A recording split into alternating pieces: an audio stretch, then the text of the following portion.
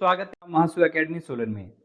तो आज की इस वीडियो में हम फुल मॉक टेस्ट लाए हैं जो आपका आर्मी अग्निवीर के लिए महत्वपूर्ण साबित होने वाले हैं। सबसे पहले मैं आपको ये बता दूं कि जो आपके एडमिट कार्ड है वो ऑलमोस्ट अब सभी के अपलोड हो चुके हैं। अगर किसी का एडमिट कार्ड अपलोड नहीं हुआ है तो वो कमेंट बॉक्स में ज़रूर बताएं ताकि उसका सॉल्यूशन भी हम आपको दे सके। आपके एग्जाम 1 तारीख से शुरू हो रहे हैं और अब आपको शिफ्टें भी मैक्सिमम मिल चुकी होगी। गर्ल्स और बॉयज सभी के जो एडमिट कार्ड है वो अपलोड हो चुके हैं। मैक्सिमम जो WMP के लिए है, गर्ल्स है, उनका 10 तारीख को एग्जाम है। अभी कुछ एडमिट कार्ड मैंने देखे हैं जिसमें गर्ल्स की जो डेट है वो 10 तारीख की दी हुई है और जो बॉयज के है वो 1 तारीख से शुरू हो रहे हैं जो डिफरेंट शिफ्टों में होने वाले हैं। तो इसी चीज के लिए जो आपका एग्जाम है उसकी आप अच्छे से तैयारी करें। तो सभी के लिए मैं आज ऑल द बेस्ट बोल रहा हूं कि सभी ने अच्छे से एग्जाम करना है।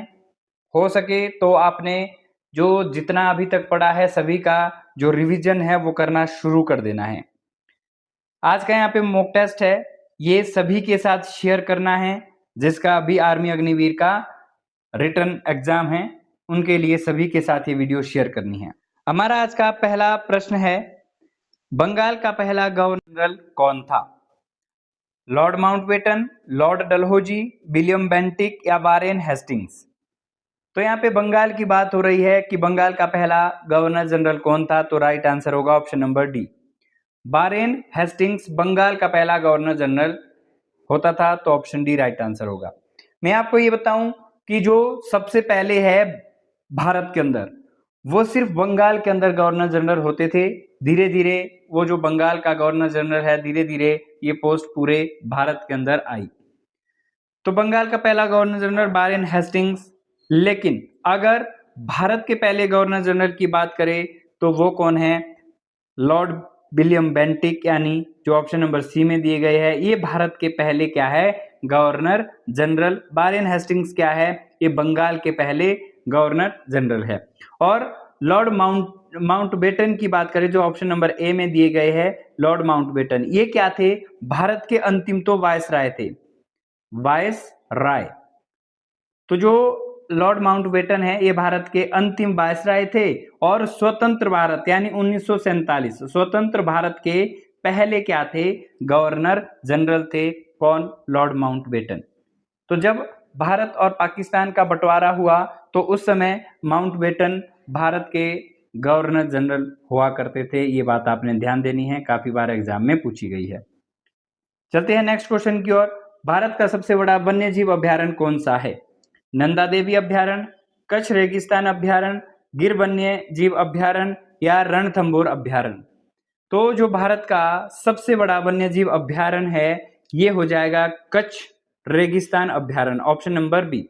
कच्छ रेगिस्तान अभ्यारण्य ये गुजरात के अंदर पड़ता है। अगर राज्य की बात करें तो गुजरात के अंदर ये पड़ता है, ये बात आपने ध्यान देनी है। और ये क्या है? वन्य जीव अभ्यारण्य है, भारत का सबसे बड़ा, तो ऑप्शन नंबर बी।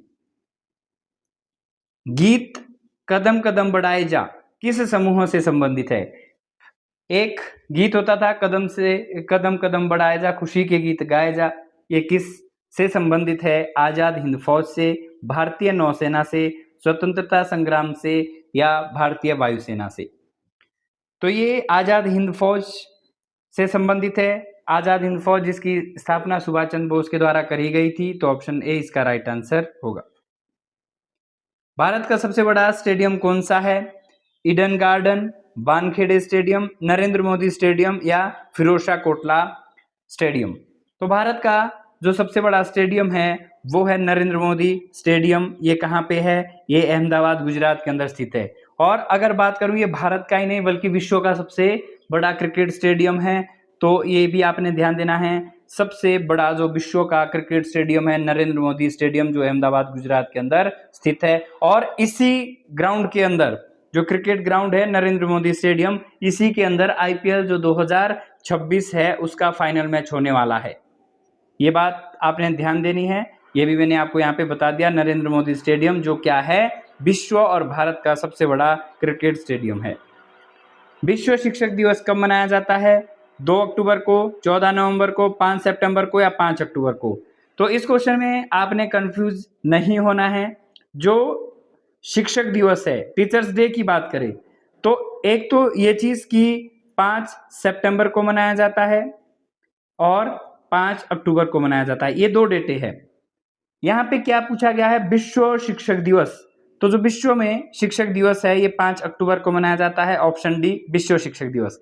लेकिन अगर भारत के अंदर बात करें तो जो अध्यापक दिवस है वो 5 सितंबर को मनाया जाता है भारत के अंदर, लेकिन जो विश्व के अंदर है वो 5 अक्टूबर को मनाया जाता है। तो यहाँ विश्व शिक्षक दिवस की बात करी गई थी, ऑप्शन नंबर डी।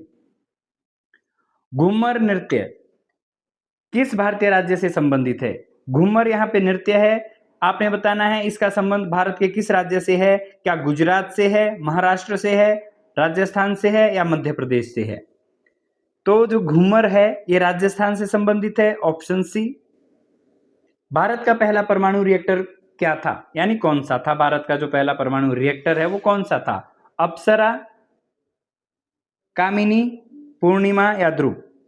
तो भारत का जो पहला परमाणु रिएक्टर था वो अप्सरा है, ऑप्शन नंबर ए। किस देश की मुद्रा रूबल है? वेरी वेरी इंपोर्टेंट, हर बार एग्जाम में पूछा जाता है किस देश की मुद्रा रूबल है। फ्रांस की, रूस की, यूक्रेन की या कजाकिस्तान की? तो जो यहाँ पे हमारे पास मुद्रा है वो है रूबल और ये कहाँ की है? रूस की। ऑप्शन नंबर बी क्या हो जाएगा? राइट आंसर हो जाएगा। रूस की जो मुद्रा है वो रूबल है। आपने करना क्या है, जो अभी आपका एग्जाम होने जा रहा है आर्मी अग्निवीर, जो 1 तारीख से शुरू हो रहा है, उसके लिए भारत के जो राज्य हो गए उनकी राजधानी और विश्व के जो देश हो गए प्रमुख देश, उनकी राजधानी और मुद्रा याद करनी है। जरूर आपको एग्जाम में जो ये क्वेश्चन है वो जरूर इससे रिलेटेड देखने को मिलेंगे। क्वेश्चन नंबर 9, भारत के पहले रेलवे मंत्री कौन थे? यानी भारत के अंदर जब कैबिनेट स्थापित करा गया तो सबसे पहला जो रेलवे मंत्री था कौन था? सरदार वल्लभ भाई पटेल, जवाहरलाल नेहरू, लाल बहादुर शास्त्री या जॉन मथई? तो सबसे जो पहला रेलवे मंत्री था जॉन मथाई था।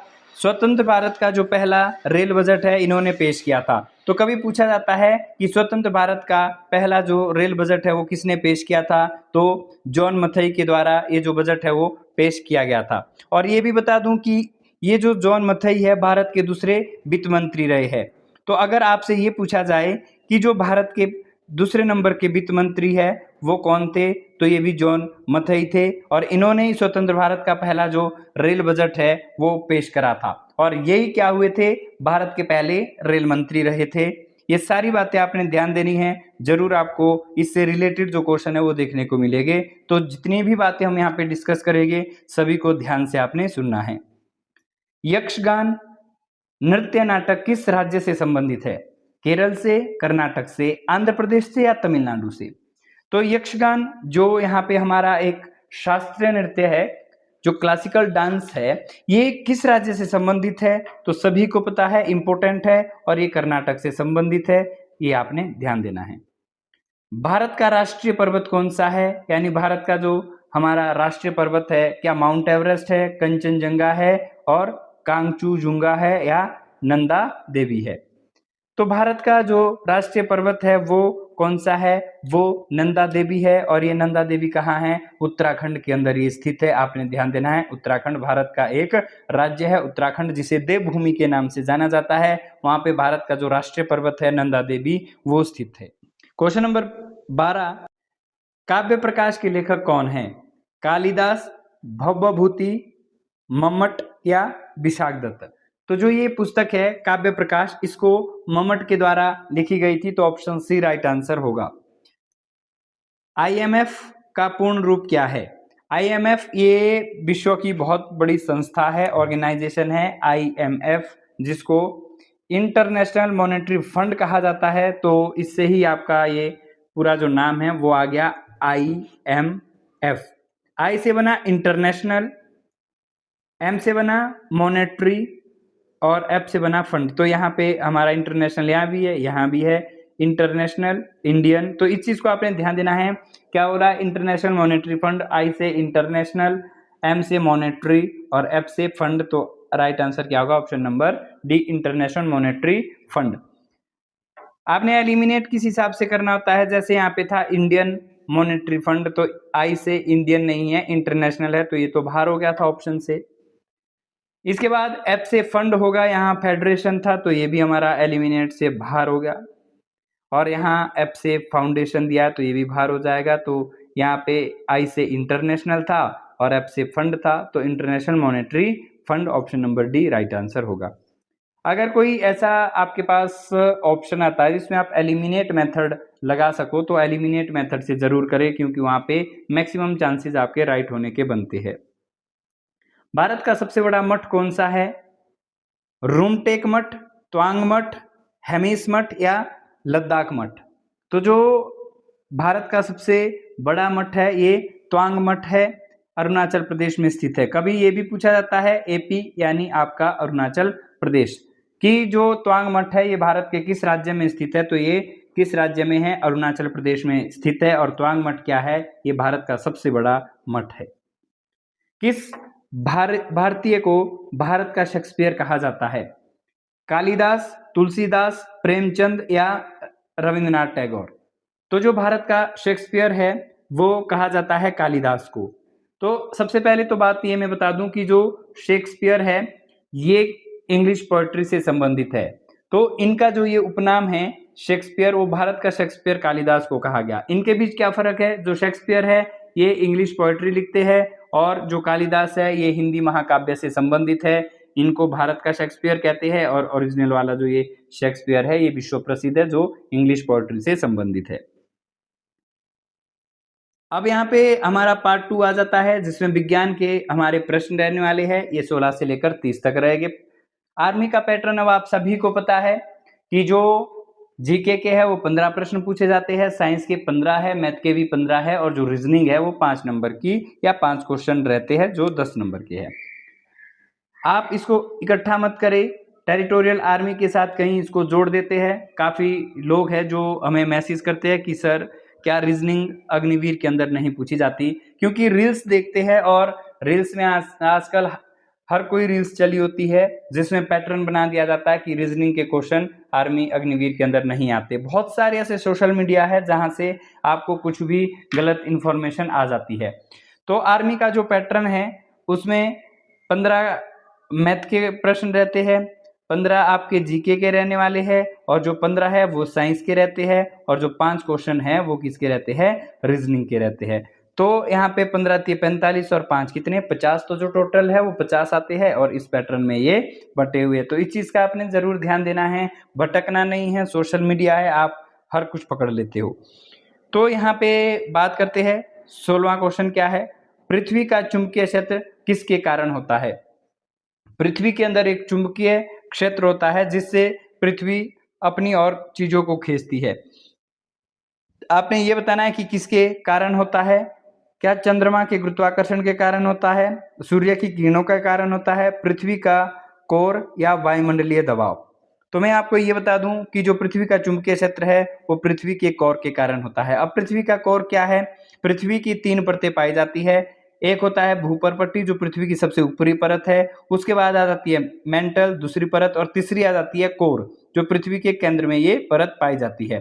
तो इसके कारण क्या होता है? पृथ्वी के कोर के कारण, जो पृथ्वी की सबसे आंतरिक परत है उसे कोर कहा जाता है। इसके कारण क्या होता है कि पृथ्वी का एक अपना चुंबकीय क्षेत्र होता है।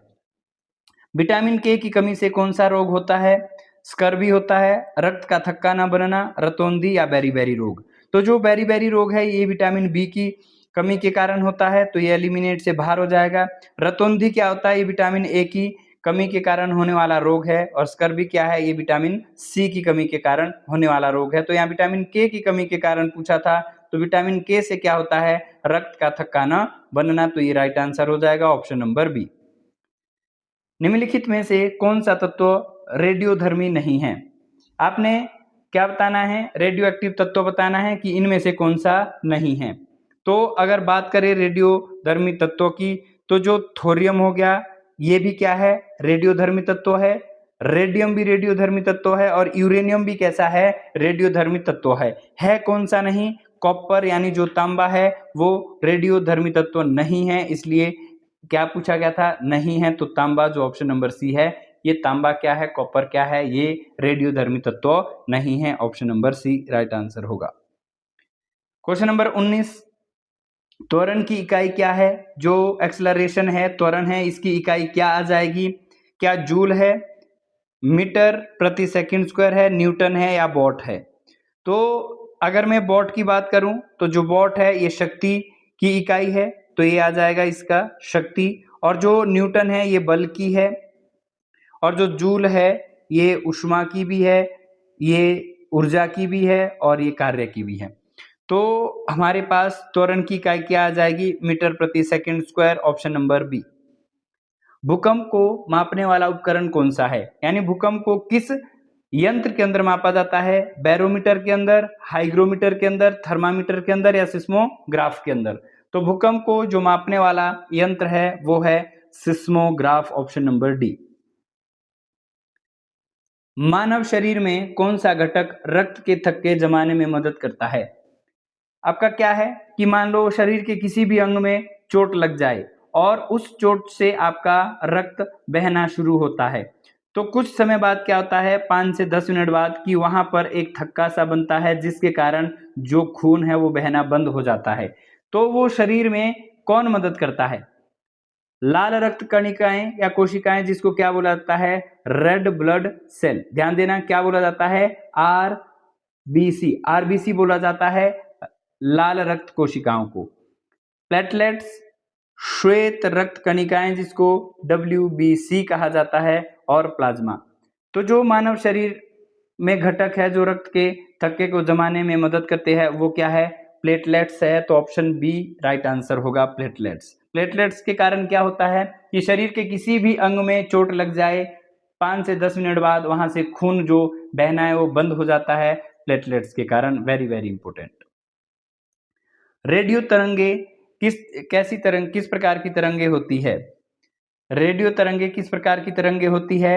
अनुप्रस्थ होती है, अनुदैर्ध्य होती है, विद्युत चुंबकीय होती है या यांत्रिक होती है?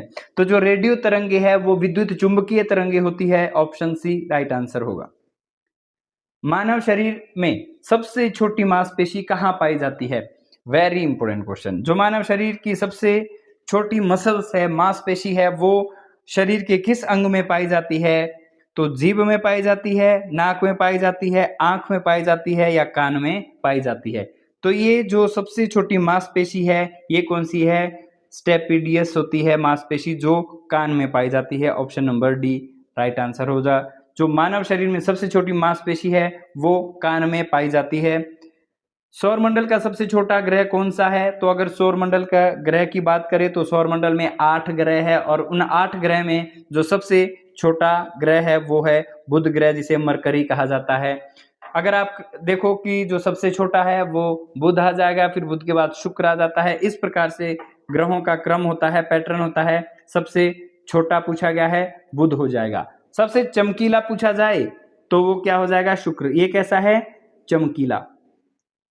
अगर क्वेश्चन आए कि सौरमंडल का सबसे चमकीला ग्रह कौन सा है, तो क्या बोलोगे? शुक्र। पृथ्वी कैसा है? तीसरा बड़ा ग्रह है, और कैसा है? जहां पर जीवन संभव है, जीवन संभव। कभी ये पूछा जाता है कि 8 ग्रहों में ऐसा कौन सा ग्रह है जिसमें जीवन यापन होता है, तो पृथ्वी के अंदर होता है जीवन यापन। और मंगल की बात करें, ये मार्स है, जिसके ऊपर एक पर्वत पाया जाता है जो माउंट एवरेस्ट से भी 3 गुना बड़ा है। और इसके जो मंगल के उपग्रह है वो कितने हैं? 2 उपग्रह है, डिमोस और फेबोस, ये भी आपसे पूछा जाता है। और पृथ्वी का एकमात्र उपग्रह है, सैटेलाइट है, वो कौन सा है? चंद्रमा। ये भी इंपॉर्टेंट है, पृथ्वी का एक मात्र उपग्रह है जिसे चंद्रमा कहा जाता है। Very very important. तो यहाँ क्या बोला गया था? सौरमंडल का सबसे छोटा ग्रह कौन सा है? तो वो बुध है, option number A. TB vaccine यानी बीसीजी किसने विकसित करी थी? क्वेश्चन आपका इंपॉर्टेंट है और आता किस पैटर्न से है कि जो बीसीजी का टीका है वो किसने खोजा था? लुई पास्चर ने, जॉन साल्क ने, अल्बर्ट कॉमलेट और कैमिन गुरियन ने, या रॉबर्ट कोच ने? तो ये वैक्सीन है बीसीजी जो आपका किसके द्वारा खोजा गया था? ये अल्बर्ट कॉलमेट और कैमिलन गुरिन के द्वारा ये खोजा गया था, तो ऑप्शन सी राइट आंसर होगा। ऊष्मा की इकाई क्या है? केल्विन, जूल, वॉट या न्यूटन? तो ऊष्मा की इकाई कौन सी है? ऊष्मा की इकाई है जूल, ऑप्शन नंबर बी। मानव शरीर में श्वसन का मुख्य अंग कौन सा है? मानव शरीर के अंदर श्वसन होता है और उसका जो मुख्य अंग है गुर्दे है, हृदय है, यकृत है या फेफड़े है? किसके द्वारा करा जाता है भाई? आप सभी को पता है लंग्स के द्वारा होता है, यानी फेफड़ों के द्वारा श्वसन का कार्य होता है, श्वसन मुख्य रोल उसमें निभाते हैं। निम्नलिखित में से कौन सा रोग बैक्टीरिया के कारण नहीं होता है? तो जो बैक्टीरिया के कारण नहीं होता है वो बताना है। तो अगर बात करें हैजा की, तो ये जल जनित बीमारी है जो जल के कारण फैलती है, तो ये कैसा है? ये बैक्टीरिया से होने वाला रोग है। टाइफाइड सेम है जो बैक्टीरिया के द्वारा होता है। तपेदिक यानी टीबी भी किसके द्वारा होता है? बैक्टीरिया यानी जीवाणु के द्वारा होता है। होता कौन सा नहीं है? चिकन पॉक्स नहीं होता है, बैक्टीरिया से ये रोग नहीं होता है और इसे क्या कहा जाता है? छोटी माता। ये इंपॉर्टेंट है, छोटी माता इसे कहा जाता है। चिकन पॉक्स को छोटी माता रोग कहा जाता है। और ये जो यहाँ पे है ये ध्यान देने हैं, बैक्टीरिया से होने वाले रोग हैजा हो गया, टाइफाइड हो गया और तपेदिक हो गया। ये हैजा रोग हो गया, ये सारे के सारे जो यहाँ पे मैंने ऐसे राइट क्लिक करे है, ये किसके कारण होते हैं? बैक्टीरिया के कारण होने वाले रोग है। यहाँ पे ऑप्शन में नहीं बताना था, तो जो चिकन पॉक्स है ये क्या है? बैक्टीरिया के कारण नहीं होता है। सूर्य का अनुमानित व्यास कितना है? आपने सूर्य का जो डायमीटर है, व्यास है, वो बताना है कि ये कितना होता है। 0.5 million kilometre, 2 million kilometre, 1 million kilometre या 1.39 मिलियन किलोमीटर? तो सूर्य का जो अनुमानित यानी लगभग व्यास कितना है? तो वो है 1.39 million kilometre. Question number 30, nitric oxide का रासायनिक सूत्र क्या है? NO, NO2, N2O या N2O? तो नाइट्रिक जो ऑक्साइड है इसका सूत्र क्या है? ये NO है, तो ऑप्शन ए राइट आंसर हो जाएगा। अगर बात नाइट्रिक ऑक्साइड की करें तो इसे नाइट्रोजन मोनोऑक्साइड भी कहा जाता है। जो नाइट्रिक ऑक्साइड है इसे क्या कहा जाता है? ध्यान से सुनना है, नाइट्रोजन मोनोऑक्साइड इसे कहा जाता है। और यह कैसी गैस है? ये रंगहीन गैस है, इसका कोई भी रंग नहीं होता है। और जो यहाँ पे ऑप्शन नंबर डी है N2O, इसको थोड़ा सा ध्यान से सुन लेना। N2O इसे क्या कहा जाता है? लाफिंग गैस कहा जाता है, हास्य गैस कहा जाता है। और इसका जो रासायनिक नाम है वो नाइट्रस ऑक्साइड है, नाइट्रस ऑक्साइड। मैं इसको इसलिए यहाँ पे लिखा रहा हूं ताकि आप लोग कंफ्यूज ना हो। नाइट्रस ऑक्साइड, ये जो यहाँ पे आ जाएगा नाइट्रस ऑक्साइड। नाइट्रस ऑक्साइड का सूत्र क्या है? N2O। ये है नाइट्रस ऑक्साइड जिसे लाफिंग गैस या हास्य गैस कहा जाता है।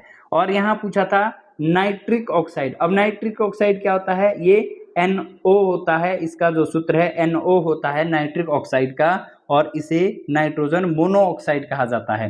तो यहाँ पे जो साइंस के क्वेश्चन है वो भी समाप्त हो गए। अब हम यहाँ से जो 31 से लेकर है और 45 तक वो डिस्कस करेंगे मैथ के क्वेश्चन। तो आपने अपने पास रफ नोटबुक और एक पेन निकाल लेना है, सॉल्यूशन हम साथ के साथ करेंगे। ये जो मॉक टेस्ट है इसको लगाने का जो मेन आपका मोटिव है वो ये है कि जो मैथ का सॉल्यूशन है और रीजनिंग का सॉल्यूशन है वो आपको यहाँ पे डिटेल में मिलता है। यहाँ पे ऐसा नहीं है कि आपके पास आप मॉक टेस्ट लगा रहे हो और सिर्फ आपके पास सीधे सॉल्यूशन दिए भाई इसका आंसर ये, इसका आंसर ये है। अब उससे क्या होता है कि आप अब जो आंसर है वो याद तो नहीं कर सकते। तो यहाँ पे हम फुल जो आपको डिटेल है वो सॉल्यूशन की देते हैं, ताकि साथ के साथ आपको अगर आपका आंसर निकलता है तो सही है, अगर नहीं निकलता तो आप देख सकते हैं कि इसका जो सॉल्यूशन है वो किस हिसाब से निकाला जा रहा है। क्वेश्चन नंबर 31 क्या है? 20 का 15% कितना होगा? तो हम क्या करेंगे, 20 का मतलब क्या होता है? गुणा, और निकालना है इसका 15% की भाई किसके बराबर होगा, ये चीज आपने निकालनी है। अब एक चीज सुनी होगी आपने, जो प्रतिशत है उसकी वैल्यू कितनी होती है? 100। तो प्रतिशत को यहाँ पे हटा देंगे, 20 गुणा 15। अब प्रतिशत जब हटता है तो जो बटे में है वो कितना जाएगा? आपका 100 जाएगा। 0 से 0 कैंसल आउट हो जाएगी। 2 का पहाड़ा कितने बार 10 में जाएगा? 2 पंजे 10, और 5 का पहाड़ा यहाँ पे 15 में 3 बार जाएगा। तो जो 20 का 15% है वो कितना होगा? 3 होगा। Option number A right answer होगा। आपने ध्यान देना है, ऑप्शन ए। क्वेश्चन नंबर 32 क्या है? 45 भाग 9 प्लस 3 गुणा 2, ये यहाँ पे हमने सॉल्व करना है कि इसकी वैल्यू किसके बराबर होने वाली है। तो सबसे पहले तो हम यहाँ पे भाग वाला यहाँ पे सॉल्व कर देंगे, 9 एकम 9 और 9 पंजे 45। अब जब 45 को 9 से भाग दिया तो हमारे पास 5 वापस बचता है, प्लस 3 गुणा 2 करोगे 3 दूना 6, और जब इसको ऐड किया 6 और 5 कितने हुए, 11 हुए। तो 11 का पे दिया गया है ऑप्शन नंबर डी में, डी राइट आंसर होगा। क्वेश्चन नंबर 33, एक संख्या का 3 गुना 24 है तो वह संख्या क्या होगी। अब किस हिसाब से हम इसको करेंगे कि कोई एक संख्या है, एक संख्या का, तो हमने डाल दिया कि वो संख्या क्या है, ए है। का मतलब गुना, जो उसका 3 गुना है वो किसके बराबर है, वो 24 के बराबर है। अब यहाँ पे कैंसिल आउट कर देंगे, 3 एकम 3, 3 अठे 24, तो ए की वैल्यू कितनी आ गई, 8 आ गई। तो आंसर क्या होगा, 8। अब आप इसको इस हिसाब से भी निकाल सकते हैं और ऑप्शन को भी आप क्या कर सकते हैं, गुणा कर सकते हैं। जैसे ऑप्शन नंबर ए है, तो एक संख्या का जो 3 गुना है वो 24 होता है। तो हम देखोगे कि ऑप्शन ए के साथ अगर हम गुणा 3 करते हैं तो 3 6 कितना बन गया, 18, जबकि कितना बनना चाहिए, 24। ऑप्शन को हम 3 से गुणा कर देंगे क्योंकि उसका 3 गुना पूछा गया है। तो 8 का अगर 3 गुना करोगे तो 8 3 कितना होगा, 24 होगा। तो राइट आंसर क्या होगा, ऑप्शन नंबर बी। ऐसे ही अगर हमारा आंसर ना आया होता तो 12 को भी हम 3 से गुणा, तो 12 3 36, जबकि 24 आना चाहिए। गुणा 3 18 3 कितना होगा भाई, 54 होगा। आना कितना चाहिए, 24। तो ये किससे आ रहा है, ऑप्शन नंबर बी से आ रहा है। तो ये जो क्वेश्चन है आप इस हिसाब से भी कर सकते हैं। क्वेश्चन नंबर 34 क्या है, एक घन की एक भुजा 5 सेंटीमीटर है। यानी हमारे पास एक घन है, घन कैसा होता है, इस प्रकार से आपके पास ये घन आ जाएगा, ये है घन। अब क्या बोला कि जो एक घन की भुजा है वो कितनी है, 5 सेंटीमीटर है। अब ये 5 सेंटीमीटर आ जाएगी तो इसका आयतन कितना होगा। घन का आयतन क्या होता है, अगर आयतन की बात करें, घन का आयतन, तो घन का आयतन होता है ए क्यूब। तो यहाँ पे जो भुजा है ए की वैल्यू कितनी दी है, 5, तो 5 का क्या कर देगी, क्यूब कर देगी। अब 5 का क्यूब कितना होता है, 125। अब जो आयतन है वो यहाँ पे ये भुजा सेंटीमीटर में दी है, तो सेंटीमीटर क्या हो जाएगा, क्यूब हो जाएगा। तो 125 सेंटीमीटर क्यूब, ऑप्शन नंबर कितना आ जाएगा, डी आ जाएगा। एरिया वाले चैप्टर से मैं आपको ये बता दूं कि जो तो अब एकेडमी है, पढ़ रहे हैं एकेडमी में, उनको तो मैंने बता दिया है, लेकिन जो हमारे साथ सोशल मीडिया में जुड़े हैं उनको मैं बता दूं कि आपके अग्निवीर के लिए 2 से 3 क्वेश्चन एरिया वाले चैप्टर से पूछे जाएंगे। तो आपने सारे जो सूत्र है इसके वो अच्छे से तैयार कर लेने हैं। क्वेश्चन नंबर 35, ये आपने सॉल्व करना है, 7/7 गुणा 7 प्लस 7 माइनस 7, इसकी वैल्यू कितनी रहने वाली है। अब यहाँ क्या कर देंगे, आप कैंसिल आउट कर देंगे कि 7 से 7 कटा तो वापस कितना बचा, 1 गुणा 7 प्लस 7 माइनस 7।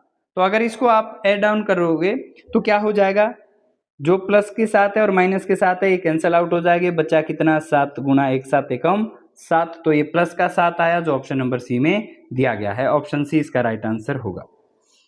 त्रिभुज की जो परिधि है वो 30 सेंटीमीटर दी गई है। त्रिभुज की परिधि कितनी दी गई है, 30 सेंटीमीटर दी गई है। यदि दो भुजाएं 10 सेंटीमीटर और 8 सेंटीमीटर है तो तीसरी भुजा क्या होगी। अब आपने क्या दिया, जो हमारे पास त्रिभुज है, त्रिभुज का परिमाप ध्यान से सुनना है, त्रिभुज का परिमाप, जो परिधि है और परिमाप है वो एक ही चीज होती है, वही ये चीज आपने ध्यान देना है। त्रिभुज का जो परिमाप है वो कितना है, 30 दिया हुआ है परिमाप। अब त्रिभुज का परिमाप क्या होता है, तीनों भुजाओं का योग, यानी a प्लस बी प्लस सी, यानी जो तीनों भुजाएं जोड़कर है वो कितनी आई है, 30 के बराबर आई है। अब इन्होंने बोला है कि जो पहले वाला a और दूसरे वाला b, जो दो भुजाएं वो दे रखी है कि a कितना है 10 और b कितना है 8। तो आपने इस c की वैल्यू निकालनी है और वो किसके बराबर है, 30 के बराबर। अब आप 10 और 8 यहाँ पे जोड़ दोगे तो 18 हो जाएगा। 18 प्लस c बराबर है किसके बराबर आई, वही परिमाप, ये 30 के बराबर ये आ चुका है। तो c की वैल्यू क्या होगी, 30 के पास जो 18 है प्लस के वो परे चले जाएगी और माइनस के 18 हो जाएगी। तो c की वैल्यू कितनी निकलने वाली है, 30 में से 18 घटा दो तो वापस कितना बचा, 12 बचा। तो c की वैल्यू कितनी है, 12 है। अब यहाँ पे ये तो मैंने आपको फुल डिटेल बता दिया। अब आप खुद बोलो कि जो त्रिभुज की तीनों भुजाएं हैं उसका जोड़ कितना है 30। ध्यान से सुना इस कंसेप्ट को। त्रिभुज की जो तीनों भुजाएं हैं उसका परिमाप कितना है 30 है। परिमाप क्या होता है? जोड़। तो त्रिभुज की जो तीनों भुजाओं का जोड़ है वो 30 है और दो भुजाओं का जोड़, उन तीन में से जो दो भुजाओं का जोड़ है वो 18 है। तीनों भुजाओं का जोड़ 30 है, दो भुजाओं का जोड़ 18 है, तो 30 में से 18 घटा दो 12 आ जाएगा। बेसिक सा कंसेप्ट है, कौन सी बड़ी बात है। प्रेशर नहीं लेना है। जितना आप एग्जाम के टाइम रिलैक्स होके एग्जाम करोगे आपका जो एग्जाम है वो क्रैक होने वाला है। अगर आप प्रेशर लोगे तो अगर जितना प्रेशर लोगे आप हड़बड़ा जाओगे और गलत कर दोगे, इसलिए आपने रिलैक्स होके करना है वहां पे। क्वेश्चन नंबर 37, इसको आपने ऐड करना है। ऐड करने के लिए, ऐड मतलब जोड़ देना है, और जोड़ करने के लिए क्या है 1.25 और इसमें आपने जोड़ना क्या है 2.5। अब अगर आपने हमारे YouTube चैनल पे बेसिक वीडियो देखी होगी जिसमें हमने पॉइंट के जोड़ घटाव गुणा भाग वाली वीडियो डाली है तो आपको ये इजीली समझ आ जाएगा। मैंने वहां पे क्या बात कही है कि जो ये हमारा दशमलव है वो एक सीध में आना चाहिए जोड़ते बारी। तो बस दशमलव एक सीध में लाना है, वैल्यू चाहे आपकी अरे परे कहीं भी जा रही है। और दशमलव के बाद आपने ध्यान देना है, जीरो आप लगा भी सकते हैं हटा भी सकते हैं। इसको जोड़ दोगे तो ये कितना है 5, 5 और 2 7, दशमलव बिल्कुल सीध में। और जब सीध में ये आ गया नीचे तो यहाँ क्या हो जाएगा 2 और 1 3, तो जो हमारा आंसर है 3.75 आ जाएगा। 3.75 कहाँ दिया है? ऑप्शन नंबर ये डी में दिया है 3.75, ये हमारा राइट आंसर होने वाला है। ऑप्शन नंबर डी होने वाला है राइट आंसर। चलते हैं नेक्स्ट क्वेश्चन की ओर। और आगे क्या दिया है कि एक वृत्त का व्यास, हमारे पास ये वृत्त है और व्यास क्या होता है कि जब हम वृत्त को बिल्कुल बीचों बीच एक रेखा खींच दे तो ये ए से लेकर बी तक ये रेखा क्या कहलाएगी? व्यास कहलाएगी। ये व्यास कितना है? ये 14 सेंटीमीटर दिया है। और अगर व्यास से हमने त्रिज्या निकालनी है तो त्रिज्या क्या होती है? वो होती है व्यास की आधी। व्यास की कैसी हो जाएगी? त्रिज्या आधी। तो अगर हमने त्रिज्या निकालनी है, त्रिज्या मतलब आर रेडियस, ये निकालना है तो व्यास कितना दिया है 14 और उसको किससे 2 से डिवाइड कर देंगे तो 2 का पहाड़ा कितने बार जाएगा 7, 7 दूनी 14। तो त्रिज्या ही निकालनी थी, त्रिज्या कितनी आई 7 आई। तो option number D right answer होगा कि इसकी जो त्रिज्या है वो कितनी है 7। क्वेश्चन नंबर 39, 3/4 माइनस 1/2, इसको आपने सॉल्व करना है। तो अगर हम देखें कि 4 और 2 इसका पहले एलसीएम लेंगे तो 4 और 2 का एलसीएम कितना आएगा 4। अब इस 4 से हमने 4 बनाना है तो किससे गुणा करोगे 4 को? 1 से 4 एकम 4, तो ऊपर भी सेम से गुणा करना है 3 एकम 3। बीच में साइन किसका है? माइनस का। अब इस 2 का हमने 4 बनाना है तो 2 से गुणा करेंगे 2 दूनी 4, ऊपर भी 2 से गुणा करोगे 2 एकम 2। तो 3 में से 2 गया तो वापस कितना बचा? 1 बचा और बटे में कितना है 4। तो आपका आंसर कितना है 1/4। 1/4 ऑप्शन नंबर सी में दिया गया है तो ये आपका राइट आंसर होगा। क्वेश्चन नंबर 40 क्या है? 3x + 7 बराबर है 49। तो आपने x की वैल्यू बतानी है कि x की वैल्यू कितनी होगी। तो 3x को बराबर से अरे रखा और जो 49 के पास है वो किसको ले गए? प्लस के 7 को ले गए। अब प्लस का 7 परे जाएगा तो माइनस का 7 हो जाएगा। 3x की वैल्यू क्या आ गई? 49 में से 7 गए तो आपने देखा कि 9 में से 7 गए तो 2 बचता है और यहाँ पे कितना 4, तो कितना बचा 42। तो आप कैंसिल आउट कर दोगे 3 एकम 3, 3 एकम 3, एक वापस बचा 12 बने, 3 चौके 12। तो x की वैल्यू कितनी आई 14। ऑप्शन नंबर 14 कहाँ है? डी में। तो डी क्या हो जाएगा? राइट आंसर हो जाएगा। क्वेश्चन नंबर 41, दो संख्याएं 8 और 12 है, उनका HCF क्या होगा? आपने HCF निकालना है। HCF किसका निकालोगे? 8 और 12 का। अब HCF में मैंने आपको एक बात बताई है कि पहले यहाँ पे ऐसी संख्या रखो जिससे दोनों संख्याएं कट जाए। तो 2 से कट जाएगी, 2 चौके 8 और 2 छिके 12। फिर 2 से कटता है 2 दूनी 4 और 2 तिया 6। अब यहाँ पे कोई भी ऐसी संख्या नहीं है जिससे ये दोनों एक साथ कटे, तो हमारा जो HCF है वो क्या आ जाएगा 2 गुणा 2, 2 दूनी 4, ऑप्शन नंबर ए।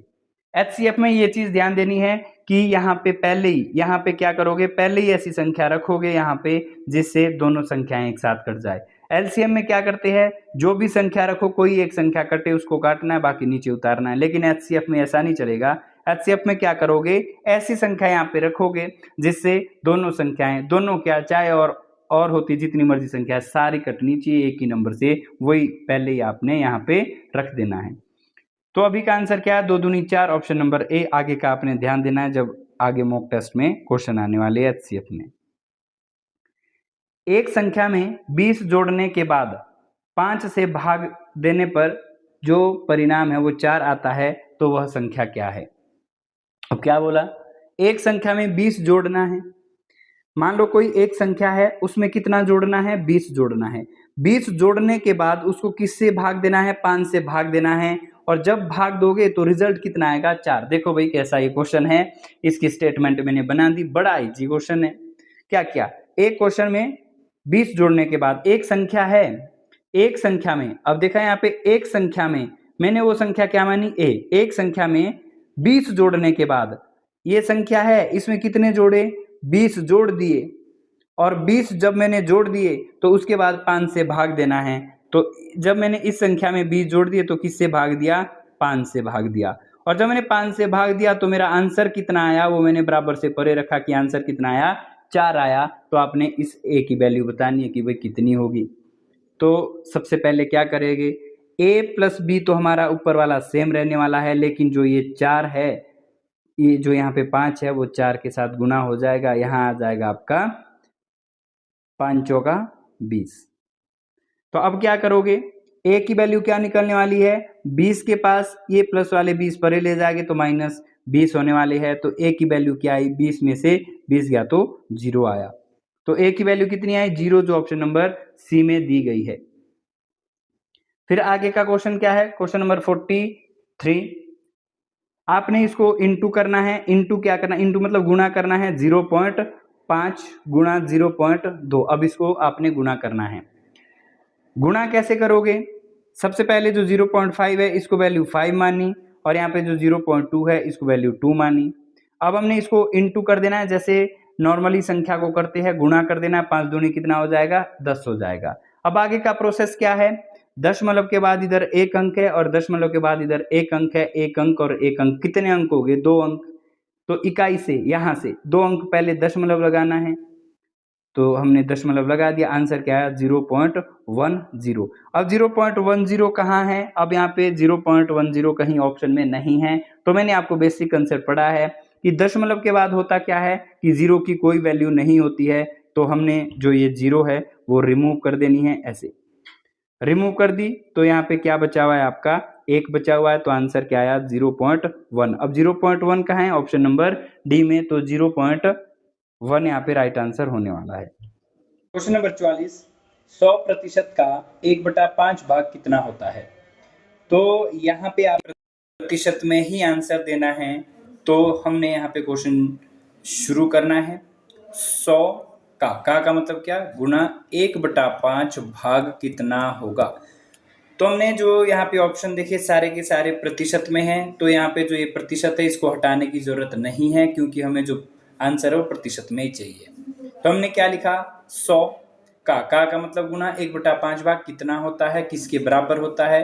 तो यहाँ पे कैंसिल आउट कर देंगे, 5 एकम 5 और 5 दूनी 10, 0 की 0, तो 20 एकम 20, और ये जो प्रतिशत है ये इसमें लगा देंगे, तो जो हमारा आंसर है वो 20% आया, 20% ऑप्शन नंबर सी। यदि किसी वर्ग का जो क्षेत्रफल है वो 81 सेंटीमीटर स्क्वायर होना चाहिए, क्योंकि जो क्षेत्रफल है वो हमेशा वर्ग मीटर में होता है। तो यदि किसी वर्ग का जो क्षेत्रफल है वो 81 सेंटीमीटर स्क्वायर है, तो भुजा कितनी होगी। तो सबसे पहले तो हम यहाँ पे वर्ग का जो क्षेत्रफल है वो लगाएंगे कि वर्ग का जो क्षेत्रफल है वो क्या होता है, वो होता है a का स्क्वायर यानी भुजा का स्क्वायर। अब जो क्षेत्रफल है वो 81 के बराबर दिया है, तो क्षेत्रफल की जगह हम यहाँ पे 81 डाल देंगे, और वो किसके बराबर होगा, a के स्क्वायर के बराबर। अब बेसिक कंसेप्ट क्या बोलता है कि अगर किसी संख्या के ऊपर स्क्वायर लगा होता है, तो जब आपने यहाँ से स्क्वायर हटा देना है, रिमूव कर देना है, तो आप सामने वाली संख्या का अंडर रूट कर दोगे। तो ये जो स्क्वायर हटा, ये हटा कैसे, जब सामने वाली संख्या का अंडर रूट कर दिया, और यहाँ पे क्या बचा, ए मतलब भुजा। तो अंडर रूट 81 वैल्यू होती है 9 की, तो जो आपकी भुजा है वो कितनी प्राप्त हुई, 9 प्राप्त हुई, जो ऑप्शन नंबर बी में दिया गया। भुजा निकालनी थी, तो भुजा 9 सेंटीमीटर है, तो हमारा जो राइट आंसर है ऑप्शन नंबर बी होगा। अब यहाँ पे पार्ट 4 जो हमारी तर्क शक्ति है यानी रीजनिंग है, ये हमारे 5 क्वेश्चन रहने वाले हैं 46 से लेकर 50 तक। तो आइए इन्हें कर लेते हैं। आपने इसको एज अ मॉक टेस्ट लगाना है और जब यहाँ पे मैं क्वेश्चन को रीड करूँगा तो आपने वीडियो पॉज कर देनी है और उसके बाद अपना आंसर जो है वो सिलेक्ट कर लेना है, फिर वीडियो को चला देना है और राइट आंसर देखना है कि आपका क्या सही आया था या गलत आया था। सीता उत्तर की ओर 8 किलोमीटर चलती है, फिर दाएं मुड़कर 6 किलोमीटर चलती है, शुरुआती बिंदु से सबसे कम दूरी कितनी है। तो हम सबसे पहले यहाँ पे जो डायग्राम है वो डायरेक्शन का बना लेंगे। ये हमारे पास डायरेक्शंस है जिसमें ये वाला पूरब होगा, इसके सामने वाला पश्चिम होगा, ऊपर वाला क्या होगा, उत्तर होगा, और नीचे वाला दक्षिण होने वाला है, दक्षिण। तो अब जो स्टेटमेंट है वो हम इस डायग्राम में डाल देंगे और हमेशा डायरेक्शन में जो चलना है वो यहाँ से शुरू करना है। सीता उत्तर की ओर 8 किलोमीटर चली तो उत्तर ऊपर की ओर है, तो यहाँ से हम ऊपर की ओर चलेंगे, लगभग यहाँ पर पहुंचे और ये जो डिस्टेंस है वो कितने का है, 8 किलोमीटर का है। ये कितना है, 8 किलोमीटर। फिर यहाँ से दाएं मुड़ी, तो अगर दाएं मुड़ेगी तो दाएं का मतलब है कि वो कहाँ जाएगी, पूरब की ओर जाएगी और कितनी जाएगी, 6 किलोमीटर जाएगी। अब यहाँ पहुंची है। अब आपने बताना है कि शुरुआती बिंदु से सबसे कम दूरी क्या है। तो शुरुआती मतलब यहाँ से चली थी और अंत यहाँ हुआ है, तो इसके जो बीच का है वो आपने सबसे कम दूरी बतानी यानी विस्थापन बताना है। अब इसको कैसे निकालेंगे, ये निकलेगा हमारा पाइथागोरस से। पाइथागोरस से कैसे निकलेगा, ये हमारे पास b होगा और ये क्या होगा, p होगा। तो जब हमने पाइथागोरस से इसको निकालना है, पाइथागोरस क्या होती है, h का स्क्वायर बराबर है p का स्क्वायर प्लस b का स्क्वायर। तो h का स्क्वायर हमने निकालना है, p कितना दिया हुआ है, p है 6 का स्क्वायर प्लस जो b है, b दिया हुआ है 8 का स्क्वायर। तो h के स्क्वायर की वैल्यू क्या आएगी, 6 का स्क्वायर कितना होगा, 36, और जो 8 का स्क्वायर है वो कितना होगा, 64। तो 36 और 64 यहाँ पे ऐड कर देंगे, तो जो 36 और 64 है वो किसके बराबर आएगी, 100 के बराबर आएगा।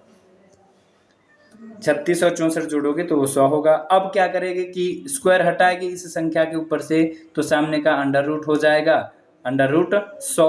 तो h की वैल्यू कितनी आई, 10 आई। तो 10 कौन से ऑप्शन में है, ऑप्शन नंबर ए। तो ऑप्शन ए इसका राइट आंसर होगा कि वो जो सबसे कम दूरी है शुरुआती पॉइंट से वो 10 किलोमीटर दूर है, तो 10 किलोमीटर राइट आंसर आ जाएगा। वेरी वेरी इंपॉर्टेंट ये वाला है, जब बीच में छोड़ दिया जाता है और निकटतम जो डिस्टेंस है वो पूछा जाता है जिसके अंदर पाइथागोरस हमारी लगती है, ये इंपॉर्टेंट है, आपने इसको अच्छे से कर लेना है। पाइथागोरस आपने सुनी होगी, h का स्क्वायर बराबर p का स्क्वायर प्लस b का स्क्वायर। यदि कैमरा को DBN FSB लिखा जाता है तो मोबाइल को क्या लिखा जाएगा। कोडिंग डिकोडिंग का ये जो यहाँ पे क्वेश्चन को किस हिसाब से करना है, आपने अल्फाबेट लिख देने हैं CAMERA। ये कैमरा है, इसको किस प्रकार से लिखा जाता है, DBNFS और B।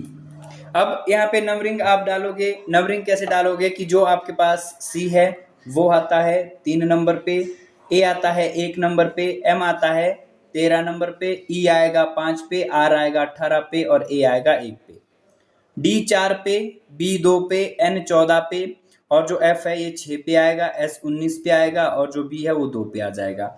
अब देखिए कि इसके बीच क्या रिलेशन बन रहा है, 3 में प्लस 1 करोगे तो 4 बन जाएगा, 1 में 1 जोड़ोगे 2 बन जाएगा, यहाँ भी +1 हो रहा है, 13 में प्लस 1 करोगे 14 बन जाएगा, 5 में प्लस 1 करोगे 6, 18 में प्लस 1 तो 18 और 1 19 और यहाँ पे 1, मतलब सब में जो सीरीज है +1 की चल रही है। तो जो मोबाइल में M है वो 13 पे आ जाता है, 13 में प्लस 1 करोगे तो 14 आता है और 14 पे क्या आने वाला है, N। वो कौन से नंबर पे है, 15 नंबर पे है, 15 में 1 जोड़ोगे 16 आएगा, 16 पे क्या होता है, P। B 2 पे है, 2 और 1 3, 3 पे आता है C।